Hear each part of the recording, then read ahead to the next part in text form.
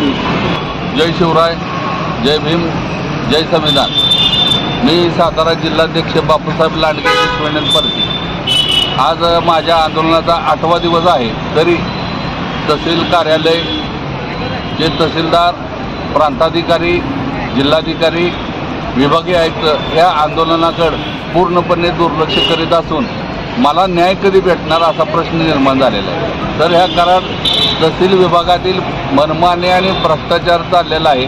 त्या भोंगळ कारभाराबाबत मी या आंदोलनाला बसलेला असून ही जी प्रशासकीय अधिकारी आहे आंदोलनाकडे कधी लक्ष देणार असा प्रश्न पडलेला असून कितीही प्रशासन झोपलेलं आहे आणि किती दिवस झोपणार आहे त्याचीच वाट आम्ही बघत आहोत। जर माझ्या ह्या आंदोलनाची प्रशासनानं आज जर दखल नाही घेतली तर मला उद्या वेगळा निर्णय घेऊन माझ्या आंदोलनाची दिशा तीव्र करून या प्रशासनाला जाग करायची वेळ माझ्यावर येणार आहे। तर त्यावेळेला काय जर अत्यंत दुर्घटना घडली, कायदा सुव्यवस्था जर बिघडला तर ह्याला पूर्णपणे महसूल प्रशासन जबाबदार राहणार आहे। याची दक्षता महसूल प्रशासनानं घ्यावी।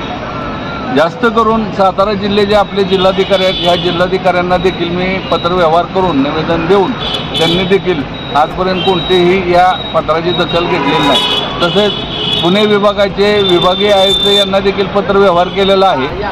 कराडचे विभागीय अधिकारी, प्रांताधिकारी यांना देखील पत्रव्यवहार केलेला आहे। तरी देखील हे वरिष्ठ अधिकारी देखील या आंदोलनाकडे कानाडोळा करून दुर्लक्ष करीत आहे। तर नक्की आम्ही आंदोलनकर्त्याने काय करावं असा प्रश्न पडलेला आहे। का तुमच्या केबिनमध्ये येऊन आम्ही आत्मदहन करावं का, म्हणजे आम्ही मरावं का असा प्रश्न आम्हाला पडलेला आहे। जर आता ह्याच्यावरच ठरवा, जर आजचा दिवस जर गेला आणि उद्याचा दिवस जर उजडला तर मला पुढची दशा आंदोलनाची ठरवावं लागेल आणि त्यावेळेला जर काय दुर्घटना घडली तर ह्याला प्रांताधिकारी, जिल्हाधिकारी, विभागीय आयुक्त पुणे आणि तहसीलदार हे सर्वस्त वरिष्ठ अधिकारी जबाबदार याची नोंद घेईल।